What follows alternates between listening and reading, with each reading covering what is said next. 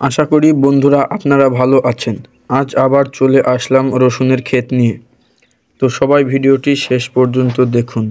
তার আগে চ্যানেলটিকে সাবস্ক্রাইব করতে ভুলবেন না, তা না হলে পরের ভিডিওটি আর দেখতে পারবেন না।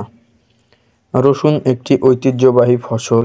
এই ফসলটি তৈরি করতে প্রথমত রসুন কোয়া মাটিতে লাগাতে হবে। তার কিছুদিন পর যখন রসুনের গাছ বের হবে তখন জমিতে সেচ দিতে হবে আর জৈব সার ব্যবহার করতে হবে। জৈব সার ব্যবহার করলে রসুন তাড়াতাড়ি বড় হবে। মাসে 2 থেকে 3 দিন কীটনাশক ব্যবহার করতে হবে। কীটনাশক ব্যবহার না করলে পোকামাকড় রসুনের গাছ খেয়ে নেবে। রসুন যখন বড় হয়ে যাবে তখন আর একবার সেচ দিতে হবে, তাহলে রসুনগুলো খুব সহজে জমি থেকে তুলতে পারবেন।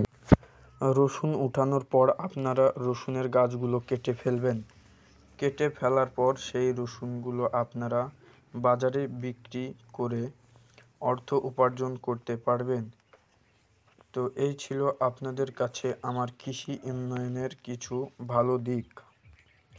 তো বন্ধুরা সবাই ভালো থাকবেন আর পরের ভিডিওটির জন্য কমেন্ট করবেন।